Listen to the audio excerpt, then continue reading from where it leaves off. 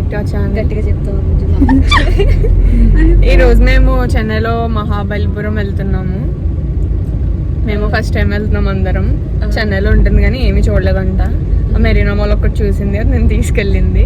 So ఈరోజు అక్కడికి వెళ్తున్నాం. ఇంట్రడక్షన్ కార్లో చేద్దామని చెప్పి చేసామన్నమాట.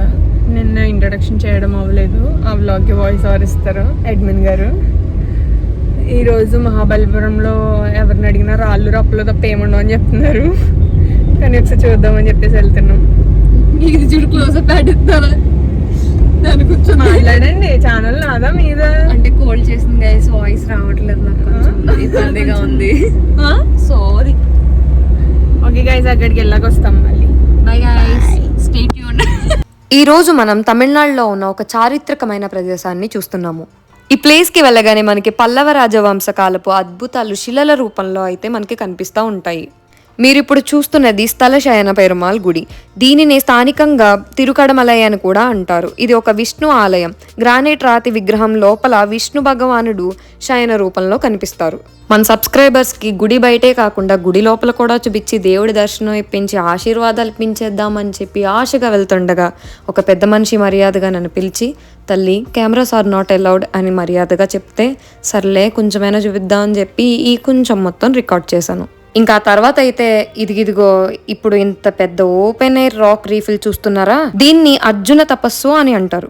కొందరైతే గంగావతరణం అని భావిస్తారు. ఏదైతే ఏమైంది, మాకైతే ఒక మంచి పిక్చర్ అయితే వచ్చింది. ఇప్పుడు మనం అయితే బీచ్ కి అవతల ఉండే మార్కెట్ లో అయితే ఉన్నామన్నమాట. ఇక్కడ స్థానిక నైపుణ్యంతో తయారైన రాతి శిల్పాలు, దేవుళ్ళ విగ్రహాలు తయారు చేస్తూ ఉంటారు.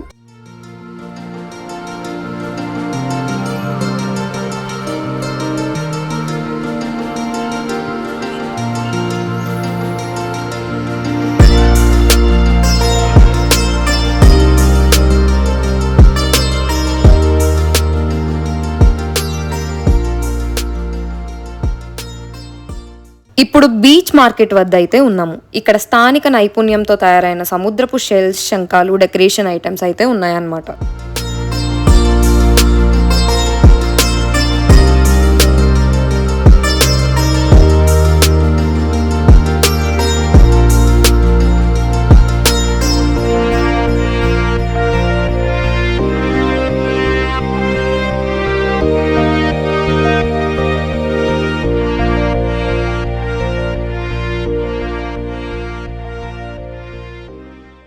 వాల్ హ్యాంగింగ్స్ లాంటివి, టేబుల్ ల్యాంప్స్ లాంటివి, నెక్లెసెస్, చిన్ని విగ్రహాలు లాంటివి, ఇలాంటివి చాలా అంటే చాలా ఉన్నాయి. ప్రైజెస్ కూడా 100 to 2000 రేంజ్ లోనే ఉంటాయి. చాలా తక్కువ, చాలా వర్తబుల్ కూడా. ఇంకా అలా మార్కెట్ ని ఎక్స్ప్లోర్ చేస్తూ మార్కెట్ ఎండ్కి అయితే వచ్చేసాం అనమాట. తీరా చూస్తే అక్కడ సముద్రం ఉంది, షోర్ టెంపుల్ అయితే లేదు. ఇదేంట్రా అని ఆలోచిస్తుండగా అప్పుడు మాకు అర్థమైంది, మేము ఎంటర్ అయింది రాంగ్ వే అనమాట. సర్లే ఎలాగో వచ్చాం కదా, బీచ్ ని కూడా ఒక లుక్ వేద్దాం అని ముందుకెళ్లేసరికి అక్కడ ప్రజలందరూ ఎండని వెన్నెల్లా ఆస్వాదిస్తూ ఎంతో ఆహ్లాదంగా ఉన్నారు. ఈ ఎండ మనకి డిజర్వ్ కాదని చెప్పి వెనక్కి అయితే తిరిగిపోయాం మేము. ఇదిగో ఇక్కడేమో శంఖాలు, గోమాతలు, గవ్వలు ఇలాంటివి అమ్ముతా ఉంటారు. ఎవరికైనా కావాలంటే ఇంటికి ఫోన్ చేసి కొనుక్కోండి. ఎందుకంటే మా శివాని కూడా ఇలానే కొన్నది కాబట్టి. మీరు టికెట్స్ అయితే తీసుకోవాలంటే ఇలా ఎంట్రన్స్ లోనే స్టార్టింగ్ లో ఇండియా మ్యాప్ అని ఉంటుంది అనమాట. దాని వెనకాలే ఇక్కడ టికెట్స్ కౌంటర్ అయితే ఉంటుంది. మీరు ఇటు నుంచే వచ్చి ఇక్కడ టికెట్స్ అయితే తీసుకోవచ్చు అనమాట. ఎందుకంటే మాకు ఎక్కడ తీసుకోవాలో తెలియక అటు నుంచి ఇటు అలా ఇలా తిరిగి వచ్చాము. సో నేను శ్రావణి అయితే టికెట్స్ తీసుకోవడానికి వెళ్తున్నాము.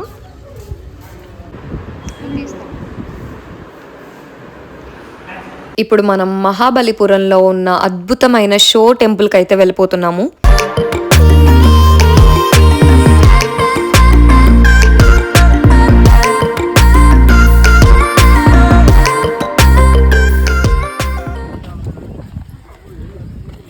ఎండ ఎలా ఉంది?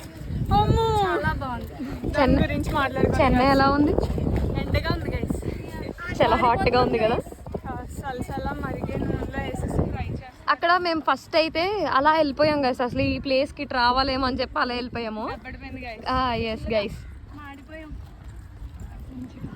అయితే తర్వాత ఏమైందంటే మళ్ళీ ముందుకు తెలుసుకుని నేను శ్రావణి టికెట్ తీసుకొచ్చాను. శివాని కూర్చుంది అనమాట అక్కడ.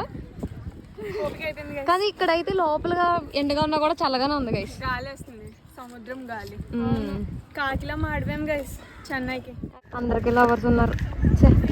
అయిపోయింది, ఏం చేయాలో తెలియట్లేదు గైస్. వచ్చేసాం గైస్. కాకపోతే ఈ ఎండ ఎంత దారుణంగా ఉందంటే అసలు నాకు ఇక్కడికి వచ్చాక గబగబా ఫినిష్ చేసుకుని వెళ్ళిపోవాలి అనిపిస్తుంది.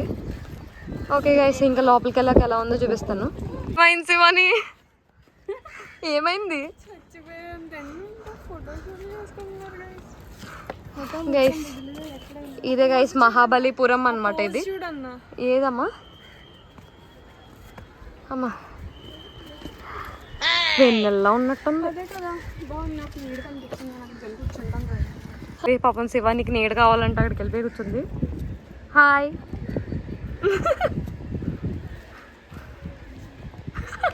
ఎండ ఎల్లు.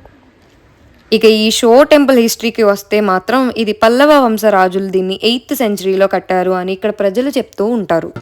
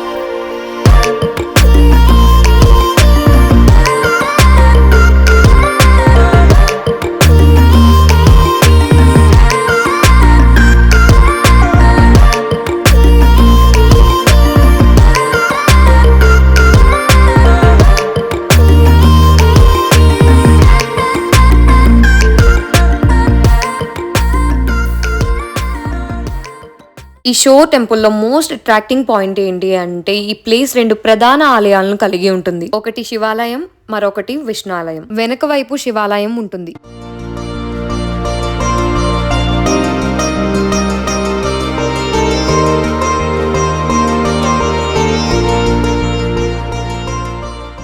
ముందు వైపు గంగాధర విష్ణు ఆలయం ఉంటుంది.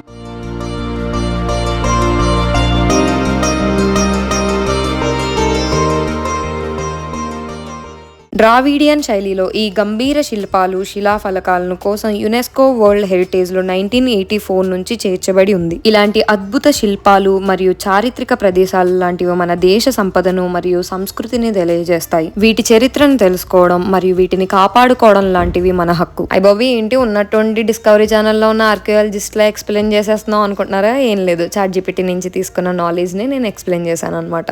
అంతే తప్ప ఇంకేమీ లేదు. ఈ వీడియో మీకు నచ్చుంటే లైక్ చేయండి, షేర్ చేయండి, కమెంట్ చేయండి, సబ్స్క్రైబ్ చేయడం మర్చిపోకండి.